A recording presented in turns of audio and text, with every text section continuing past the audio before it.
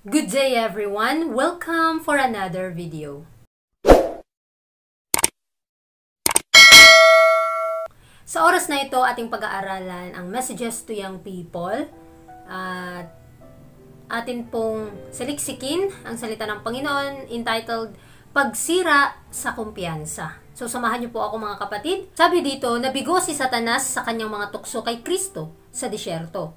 Ang plano ng kaligtasan ay naisakatuparan. Ang mahalagang halaga ay nabayaran para sa pagtubos ng tao. At ngayon, sinusubukan ni Satanas na sirain ang pundasyon ng pag-asa ng mga Kristiyano at ilihis ang isip ng mga tao sa isang landas kung saan hindi sila makikinabang o maliligtas ng dakilang sakripisyo na inaalok.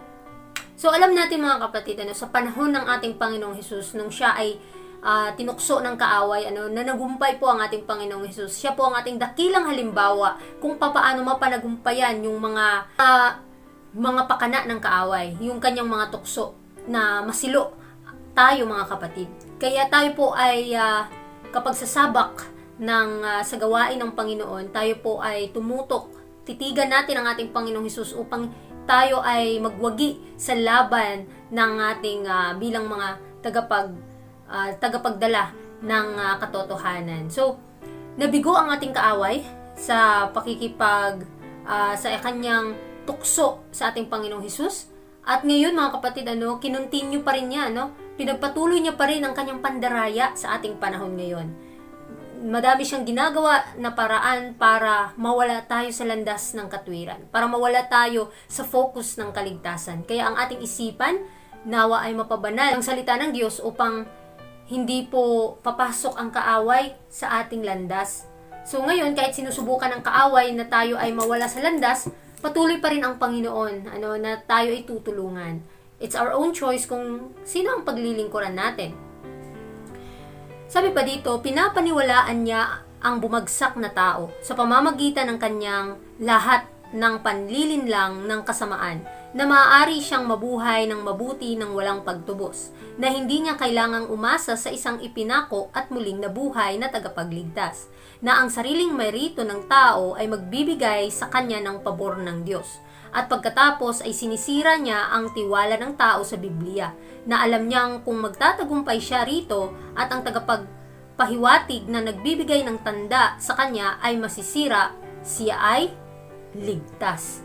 So ngayon mga kapatid, grabe yung pagsisikap ng kaaway na pinaniniwalaan niya at talagang nilalagay niya sa isipan ng tao ang kanyang mga kasinungalingan, pakana ng kaaway na talagang masisira, nakakasira ng kaligtasan at ng buhay mismo ng tao. Gusto ng kaaway na maniwala tayo sa kanyang mga accusation, yung kanyang mga pag-aakusa sa atin na tayo ay mahihina at makasalanan at hindi karapat-dapat. Totoo yan mga kapatid, may mga times talaga na iniisip natin na hindi talaga tayo karapat-dapat sa Panginoon. Pero patuloy pa rin tayong ginagabayan ng Panginoon at pinapaalalahanan na mag-aral ng salita ng Diyos upang hindi natin makalimutan ang mga kalooban ng Panginoon at ang kanyang payo sa atin. Kaya nga 'di ba, nangangailangan tayo ng tagapagligtas dahil hindi po natin kayang iligtas ang ating mga sarili. So, nagsisikap ang kaaway na masira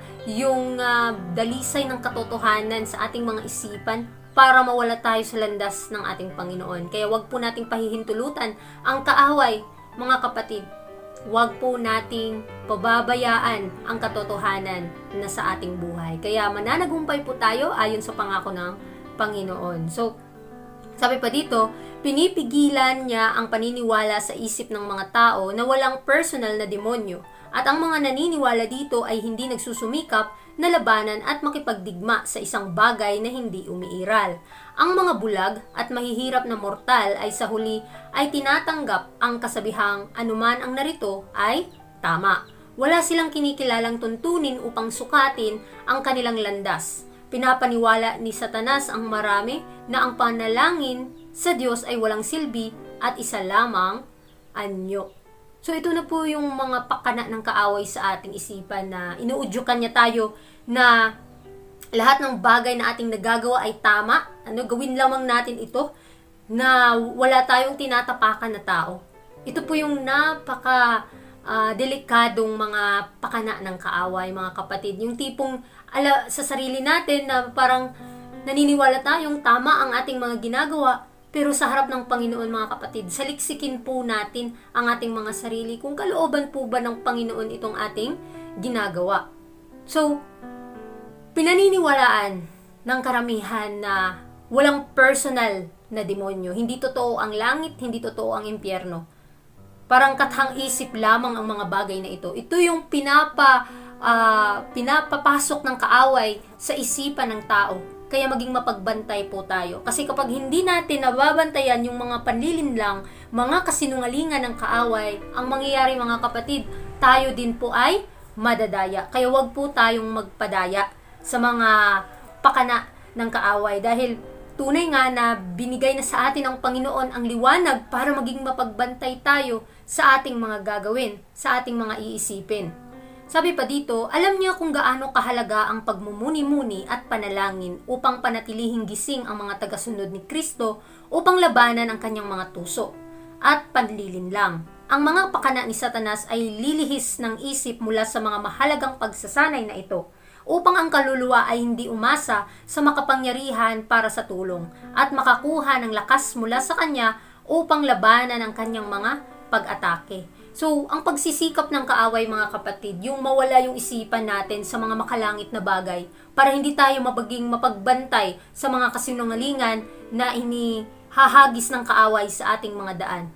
At inuudyukan tayo ng kaaway na yung ating mga panalangin ay magiging walang silbi, mga kapatid. Yung tipong ang ating mga dasal, ang ating hinihiling sa Panginoon ay walang silbi. Kaya mga kapatid, anuman yung mga udyok at pakana ng kaaway o ilalagay niya sa ating isipan ng mga kasinungalingan, maging mapagbantay po tayo. Maging maingat at ipanalangin natin sa Panginoon na tayo ay magabayan tungo sa katotohanan at manatili tayong nakakapit kung ano ang kanyang kalooban. Dahil kahit mag-atake pa ang kaaway, as long as tayo ay maninindigan sa katotohanan, ililigtas po tayo ng Panginoon at magwawagi po tayo sa laban. Sabi pa dito, makakabuti sa kanyang layunin kung tayo ay magpabaya sa pagsasanay ng panalangin, sapagkat sa gayon ang kanyang mga sinungaling na kababalaghan ay mas madaling tinatanggap. Naabot ni Satanas ang kanyang layunin sa pagtatakip ng kanyang mapanlinlang na mga tukso sa tao, na hindi niya nagawa noong tinukso niya si Kristo. Minsan siya ay dumarating sa anyo ng isang magandang kabataan o sa isang magandang anino.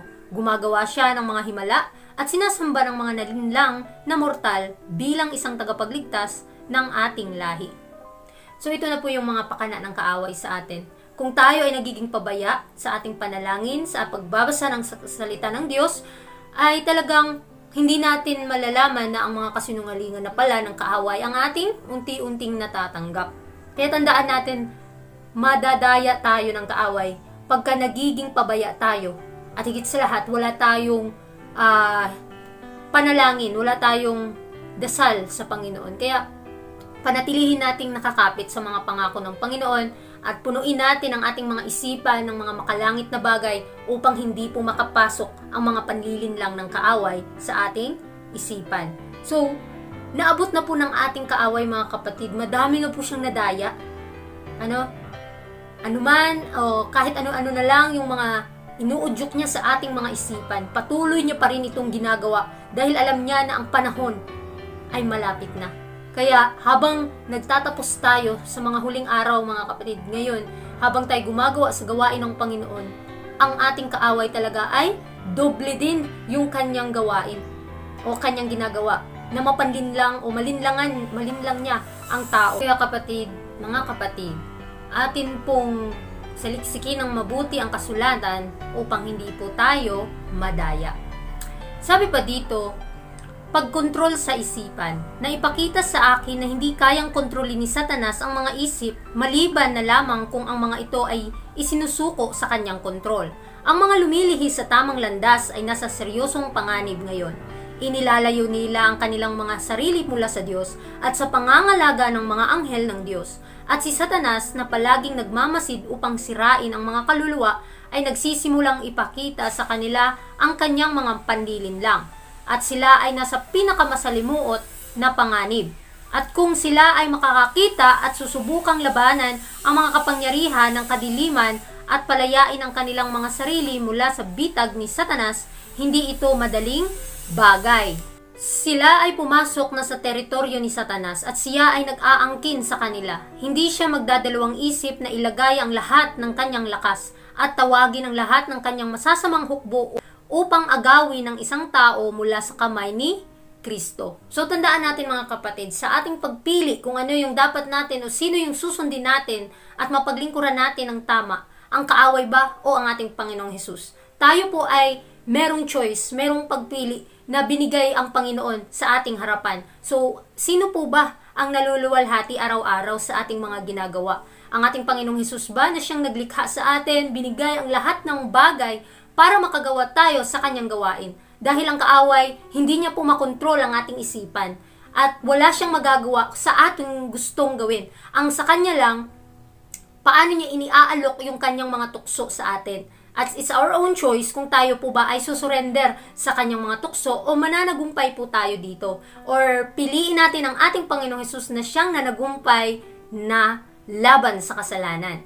So, sa pagpapatuloy, ang mga nag-udyok kay Satanas na subukan sila ay kailangang gumawa ng matitinding pagsisikap upang palayain ang kanilang mga sarili mula sa kanyang kapangyarihan. Kapag sila ay nagsimula ng magtrabaho para sa kanilang sarili, ang mga anghel ng Diyos na kanilang pinahirapan ay darating upang iligtas sila. Si Satanas at ang kanyang mga anghel ay ayaw mawalan ng kanilang biktima.